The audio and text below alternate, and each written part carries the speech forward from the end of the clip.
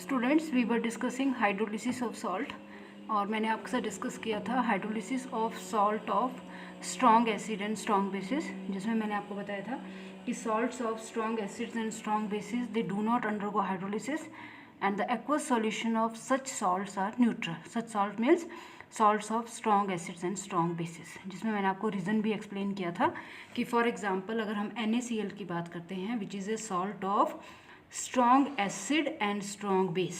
ठीक है, जब HCl और NaOH आपस में जुड़ते हैं स्ट्रॉन्ग एसिड स्ट्रॉन्ग बेस तो बनता है NaCl. तो NaCl is a salt of strong acid and strong base. तो इसका मतलब क्या हो गया कि जो ये सॉल्ट होता है which is a salt of strong acid and strong base, they do not hydrolyse, they do not undergo hydrolysis and the solutions, the aqueous solutions of such salts are neutral. जिसमें मैंने आपको बताया था कि क्या होता है कि NaCl क्योंकि एक स्ट्रॉन्ग इलेक्ट्रोलाइट है वो डिकम्पोज करेगा Na+ और Cl- में. ठीक है, NaCl कंप्लीटली डिसोशिएट कर जाएगा Na+ और Cl- में. Reason because it is a salt of strong acid strong base. ये भी कंप्लीटली आयोनाइज करता है, ये भी कंप्लीटली आयोनाइज करता है, तो NaCl भी कंप्लीटली आयोनाइज करेगा Na+ और Cl- को. रिएक्शन कंप्लीट होगी, इक्विलिब्रियम एस्टैब्लिश नहीं होगा, रिवर्सिबल नहीं होगी रिएक्शन. तो क्या होता है इस केस में, अगर अब आप पानी ले रहे हो, पानी है H+ और OH- जो कि एक वीक इलेक्ट्रोलाइट है और जहाँ पे एक रिवर्सिबल रिएक्शन बनती है. लेकिन क्या है कि NaCl कंप्लीटली डिसोशिएट करता है Na+ और Cl- में, तो इसका Cl- H+ के साथ कंबाइन नहीं करेगा.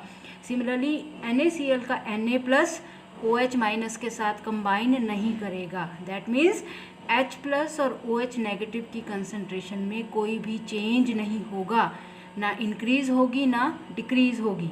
H+ concentration will remain equal to OH- concentration. तो जब इक्वल होती है तो सॉल्यूशन कैसा बनता है, न्यूट्रल. तो बोलने का मतलब हो गया कि salts of strong acid and strong base do not undergo hydrolysis and the solution of such salts, aqueous solution of such salts are neutral.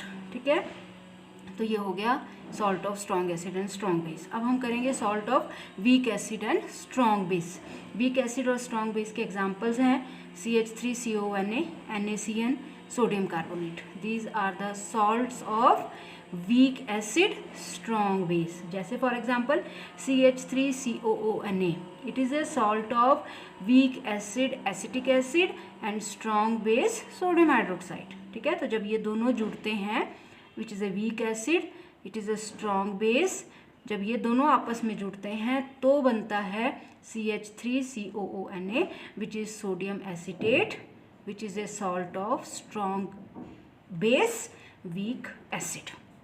अब क्या होता है कि ये जो सॉल्ट है वीक एसिड स्ट्रॉन्ग बेस का, तो क्योंकि आपको बता दिया गया है कि this is a weak acid, ये जो पार्ट है ये वीक एसिड से आया है और ये जो पार्ट है ये स्ट्रॉन्ग बेस से आया है.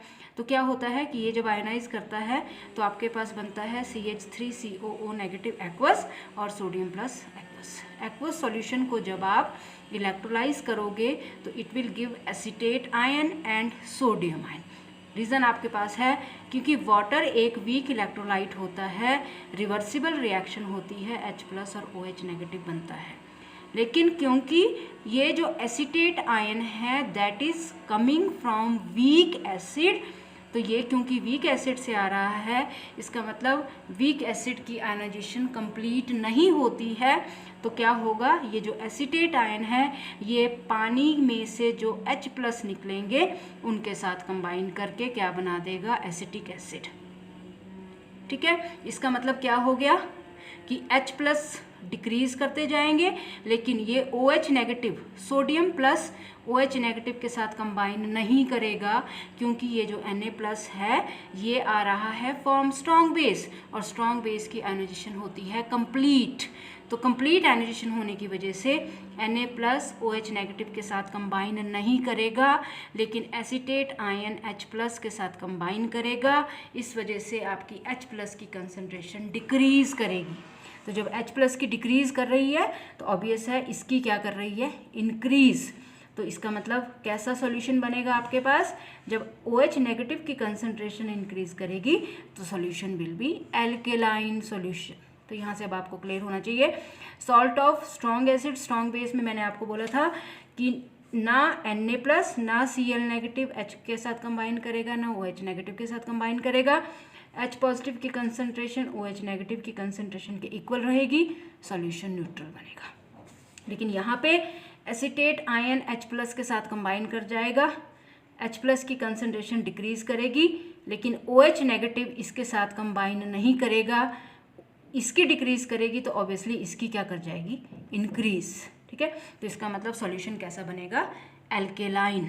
तो आपने याद रखना है solution of aqueous solution of salt of weak acid and strong base is alkaline solution। और अब आप देख सकते हो इस केस में कंबाइन कौन कर रहा है पानी के साथ, इस केस में पानी के H+ के साथ एनाइन कंबाइन कर रहा है। This is anion, CH3COO negative is combining with H+ which are from water. ठीक है, तो acetate ion is combining with H+ from water, और अब आपके पास क्या बन रहा है, एसिटिक एसिड और OH नेगेटिव। तो देख लो आप, OH नेगेटिव की कंसंट्रेशन इंक्रीज कर रही है, एल्केलाइन सॉल्यूशन बनेगा। और अब आप ये भी बोल सकते हो कि एनायन इज कंबाइनिंग। ठीक है, एनायन कंबाइन कर रहा है पानी के साथ, तो कैसी हाइड्रोलिसिस होगी ये, एनोइनिक हाइड्रोलिसिस।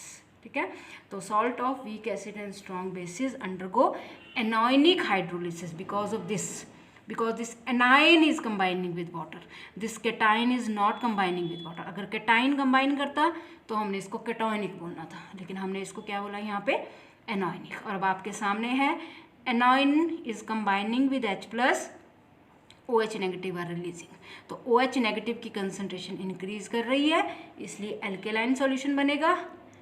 एनाइन कंबाइन कर रहे हैं, इसलिए कैसी हाइड्रोलिसिस होगी, एनोइनिक हाइड्रोलिसिस। तो यही है, in this case anion acetate ion interacting with water and thus it is called anionic hydrolysis. इसी में नेक्स्ट देखो, salt of strong acid and weak bases. अब हम ऐसा सॉल्ट लेंगे जो स्ट्रॉन्ग एसिड और वीक बेस का है, NH4Cl, ammonium nitrate, copper sulphate, aluminium chloride. These are the example of salts of strong acid weak base, जैसे for example ammonium chloride. Ammonium chloride is a salt of strong acid weak base. Acid कौन है इसमें, HCl strong acid, और weak base है ammonium hydroxide. तो मतलब जब ammonium hydroxide HCl के साथ कंबाइन करता है तो बनता है अमोनियम क्लोराइड, तो हम इसको क्या बोलेंगे, salt of strong acid weak base. अब इसको भी हम उसी तरह से करेंगे। अमोनियम क्लोराइड का जब एक्वस सॉल्यूशन आयोनाइज होगा तो कंप्लीट आयोनाइजेशन होगी, अमोनियम आयन और क्लोराइड आयन बनेंगे। लेकिन गर्ल्स फिर वही चीज़ है, पानी इज़ ए वीक इलेक्ट्रोलाइट, पानी हाइड्रोलाइज होगा और उस इलेक्ट्रोलिसिस होगी और वो बनाएगा H+ और OH नेगेटिव। सॉल्ट में हाइड्रोलिसिस होगी कि नहीं वो डिपेंड करता है कि सॉल्ट का केटाइन या एनाइन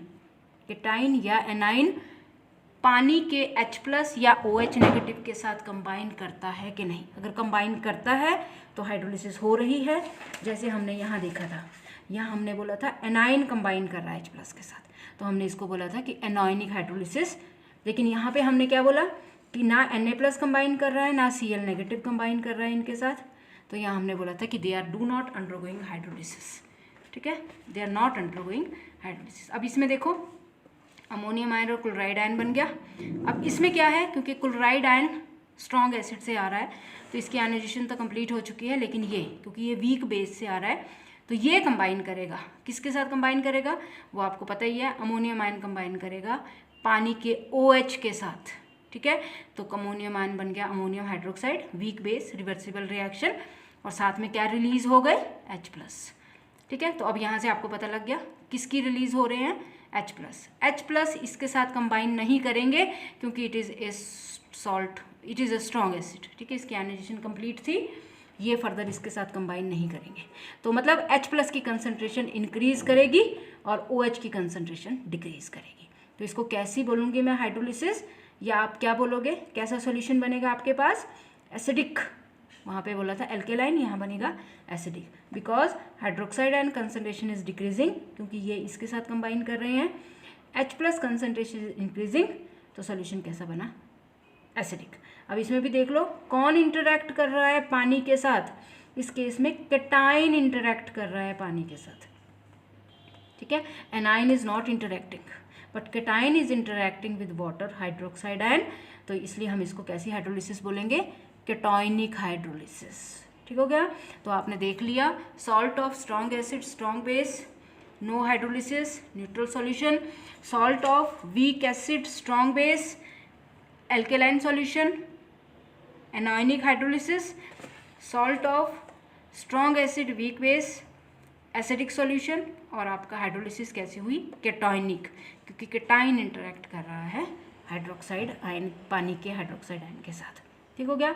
उसके बाद लास्ट में आ गया salts of weak acid and weak base. इसमें थोड़ा सा ध्यान से करना है आपने, क्योंकि दोनों ही वीक हैं, जैसे acetate ion, ammonium acetate, ammonium chloride, ठीक है, ये गलत लिख दिया मैंने अमोनियम क्लोराइड इसमें आपको एग्जांपल, क्योंकि ammonium chloride is not a salt of weak acid and weak base, ठीक है। इसमें हम एक एग्जांपल लिखेंगे अमोनियम एसीटेट, ठीक है। तो ये देखो आप, ammonium acetate is a salt of weak acid, acetic acid and weak base ammonium hydroxide. किसका है ये सॉल्ट, ये है HCH3COOH acetic acid plus ammonium hydroxide, week acid weak base. अब इस केस में क्या है, CH3CONH4 डिकम्पोज जब होगा, आयनाइज जब होगा, तो बनेंगे एसीटेट आयन और अमोनियम आयन। अब इस केस में देखो, इस केस में दोनों ही वीक हैं, तो दोनों ही पानी के साथ कंबाइन कर सकते हैं। वो किस तरह से कंबाइन करेंगे, क्योंकि ये वीक है तो ये H+ के साथ कंबाइन करेगा, ये भी वीक है तो ये किसके साथ कंबाइन करेगा, OH के साथ। वो आपको पता ही है, क्योंकि water is a weak electrolyte, और उसकी जब आयनाइजेशन हुई तो बना H+ और OH-। अब इस केस में क्योंकि ammonium acetate is a salt of weak acid weak base, तो इसका एनाइन भी इंटरैक्ट करेगा, एनाइन इंटरैक्ट करेगा पानी के H+ के साथ, और कैटाइन इंटरैक्ट करेगा पानी के OH नेगेटिव के साथ, ठीक है। तो दोनों हाइड्रोलिसिस हो सकती हैं, cationic as well as anionic. लेकिन इसको किस सेंस में बोलेंगे हम, इसको हम इस तरह से नहीं बोलेंगे कि बोथ कैटायनिक और एनायनिक, हम इसको इस तरह से बोलेंगे कि यहाँ भी सॉल्यूशन कैसा बनेगा आपके पास, न्यूट्रल। क्योंकि इस केस में क्या हो रहा है कि अगर एनाइन H+ के साथ कंबाइन कर रहे हैं, H+ की डिक्रीज कर रही है, तो अमोनियम इसके साथ कंबाइन कर रहे हैं, इसकी भी डिक्रीज कर रही है, तो दोनों की बराबर अमाउंट से डिक्रीज हो रही है, ठीक है। तो इस केस में एनाइन भी कंबाइन करेगा, कैटाइन भी कंबाइन करेगा, H+ और OH नेगेटिव की जो कंसंट्रेशन है वो इंक्रीज होगी तो इक्वल अमाउंट से होगी, डिक्रीज होगी तो भी इक्वल अमाउंट से ही होगी, ठीक है। तो इस केस में ये दिखा दिया यहाँ पे, पानी के साथ कंबाइन करेगा, ये बनाया एसीटेट आयन और साथ में निकल गया हाइड्रोक्साइड आयन, ठीक है, ये इंक्रीज होगी।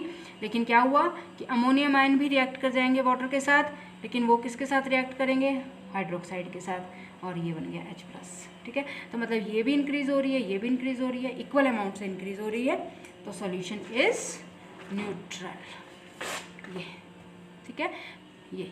तो solution, the concentration of both H+ and OH ions is increasing equally, तो सॉल्यूशन इज न्यूट्रल। लेकिन इसमें भी आपने थोड़ा सा ध्यान रखना है कि अगर इस तरह का कोई सॉल्ट है, अमोनियम साइनाइड और ammonium fluoride, girls these are again the salts of weak bases weak acids, weak bases weak acid, लेकिन आपस में इनका कंपैरिजन देखना है आपने कि कौन ज़्यादा वीक एसिड का है या कौन ज़्यादा वीक बेस का है, ठीक है। तो acid base strength will determine cation और anionic hydrolysis. For example ammonium cyanide and ammonium fluoride, ammonium cyanide is a salt of, इन दोनों को आपस में कंपेयर कर रहे हैं अब हम, ठीक है। ओवरऑल हम देखेंगे तो it is salt of weak acid weak base, लेकिन यहाँ पे क्या है, जब आपस में इनको कंपेयर कर रहे हैं हम, तो हमें बोल रहे हैं कि आपस में कंपैरिजन में it is a salt of strong base and weak acid, ammonium hydroxide HCN, and this is a salt of strong acid HF और weak base अमोनिया, ठीक है। तो ये ध्यान रखना है आपको, इनको जब आपस में कंपेयर कर रहे हैं आप, ओवरऑल हमने इनको भी यही बोला है, they are the salts of weak acid weak bases. लेकिन अब आपको ये भी पता है कि जब किसी चीज़ को वीक बोल रहे हैं और दो चीज़ों को जब हम वीक बोल रहे हैं तो उनमें भी आपस में डिफरेंस है। कोई थोड़ी ज़्यादा स्ट्रांग हो जाएगी, कोई थोड़ी ज़्यादा वीक हो जाएगी। तो यहाँ पे अमोनियम साइनाइड और ammonium fluoride which is a salt of strong base weak acid, salt of strong acid weak base. क्योंकि ये salt of strong acid weak base का है, स्ट्रॉन्ग बेस वीक एसिड का है, तो यहाँ पे हाइड्रोलिसिस सॉल्यूशन कैसा बनेगा आपका, वीक एसिड। ठीक है, एसिड इज़ वीक तो वो कंबाइन करेगा। ठीक है, तो सॉल्यूशन कैसा बनेगा, बेसिक, जिसको आप एल्केलाइन बोलते हो। And it is a salt of strong acid weak base, base combine करेगा इस केस में, तो सॉल्यूशन कैसा बनेगा, एसिडिक, क्योंकि यहाँ H+ की कंसंट्रेशन इंक्रीज करेगी और यहाँ OH नेगेटिव की कंसंट्रेशन इंक्रीज करेगी। ठीक है, जैसा हमने पीछे किया। तो इसका मतलब यहाँ पे दोनों तरह की हाइड्रोलिसिस हो सकती हैं, कैटायनिक और anionic, and that depends upon the strength of the acid NH weak, कि आपस में जब आप इन दोनों को कंपेयर कर रहे हो तो विच इज़ मोर स्ट्रॉन्ग और विच इज़ मोर वीक। उसके बाद आगे mathematical aspects of hydrolysis. Mathematical aspects of hydrolysis में एक देखेंगे हम हाइड्रोलिसिस कांस्टेंट। फॉर एग्जांपल एक सॉल्ट लिया आपने BA, जब उसको आपने वाटर में डिजॉल्व किया तो ये बन गया इसका एसिड HA और ये बन गया BOH base. It is a salt hydrolysed. ठीक है, दिस इज हाइड्रोलिसिस। अब अगर लॉ ऑफ केमिकल इक्विलिब्रियम लगाते हैं, concentration of this divided by molar concentration of this, molar concentration of this, equilibrium constant. अब आपको पता है अगर मैं इसको इधर ले जाती हूँ तो ये बन गया constant into molar concentration of water, क्योंकि पानी एक सॉल्वेंट होता है और इसकी कंसंट्रेशन को हम कांस्टेंट लेते हैं, तो K को जब हम कांस्टेंट से मल्टीप्लाई करेंगे तो वो क्या बन गया, KH। तो KH आ गया molar concentration of HA, molar concentration of BH over molar concentration of BA। इसका मतलब this is hydrolysis constant and it is the ratio of HA is free acid, BOH is free base and BA is unhydrolysed salt. क्योंकि hydrolysis जब इसकी हुई तो ये बन गया, जब तक ये अनहाइड्रोलाइज्ड था तो वो है BA। तो molar concentration are represented by square bracket. तो hydrolysis constant is nothing but this is the molar concentration of free acid multiplied by molar concentration of free base divided by molar concentration of unhydrolysed salt. ये हो गया hydrolysis constant which is a KH। और उसके बाद आ जाओ next, degree of hydrolysis. Degree of hydrolysis is defined as the fraction of total amount of salt which is hydrolysed at point of equilibrium. ठीक है, तो मतलब कितना फ्रैक्शन टोटल का हाइड्रोलाइज हो रहा है at equilibrium, that is called degree of hydrolysis. Degree of hydrolysis is number of moles of salt hydrolyzed to the total number of moles of salt. कि total number of moles अगर जो present हैं उसमें से कितने number of moles hydrolyze हो रहे हैं, that is called degree of hydrolysis. तो H is number of moles of salt hydrolyzed to the total number of moles of salt. तो ये दो मैथमेटिकल डेरिवेशंस हमने करनी है, एक हाइड्रोलिसिस कांस्टेंट और एक डिग्री ऑफ हाइड्रोलिसिस। तो ये सब के लिए करनी है हमने, salt of strong acid weak base, salt of weak acid strong base, salt of weak acid weak base. सभी के लिए हाइड्रोलिसिस कांस्टेंट निकालना है, सभी के लिए डिग्री ऑफ हाइड्रोलिसिस निकालनी है। सेम पैटर्न पे होती है, फॉर्मूला यही लगेगा सब में। ठीक है, लेकिन जो डिफरेंस होगा वो आपको क्लियर हो जाएगा। तो मैं एक आपके साथ डिस्कस कर दूंगी, कोई भी डिस्कस कर दूंगी, salt of weak acid strong base for example, बाकियों का आप खुद कर सकते हो सेम उसी पैटर्न पे। ठीक है, तो नेक्स्ट वीडियो में हम डिराइव करेंगे mathematical formulations of degree of hydrolysis और hydrolysis constant for salt of weak acid strong base. Thank you.